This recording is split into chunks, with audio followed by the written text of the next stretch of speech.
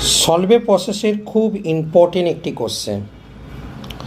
দেখো সলভে প্রসেসটা কি, প্রথমে অ্যামোনিয়া, H2O এবং কার্বন ডাইঅক্সাইড এইগুলো মিলে নিজেরা রিয়াকশান করে এবং নিজেরা রিয়াকশান করে এরা তৈরি করে অ্যামোনিয়াম বাইকার্বনেট। এবার এখানে এই পরের স্টেপটা ইম্পর্টেন্ট। NaCl দিলে এটা তৈরি হয় সোডিয়াম বাইকার্বনেট এবং সোডিয়াম বাইকার্বনেটকে হিট করলে সোডিয়াম কার্বনেট পাওয়া যায়। তাহলে প্রশ্ন হলো একই রকমভাবে NaCl এর জায়গায় যদি KCl দিয়ে একই জিনিস তৈরি হওয়া উচিত, পটাশিয়াম বাইকার্বনেট। ঠিক আছে, এবার বলা উচিত যে আগের মতো নিশ্চয়ই হিট করলে পটাশিয়াম কার্বনেট পাওয়া উচিত, কারণ পটাশিয়াম নিয়ে করছি। উত্তর হলো এইটা, এখানে এই ঘটনাটা ঘটে না।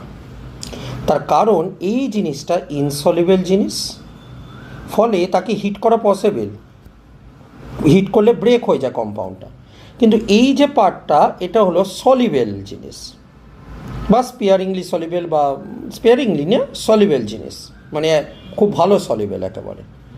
তার জন্য এটা জলের মধ্যে গুলে যায়, তাই তাকে হিট করাটা পসিবল নয় আর, কারণ হিট করলে জল ভেপার হবে, কম্পাউন্ড তার ব্রেক হবে না।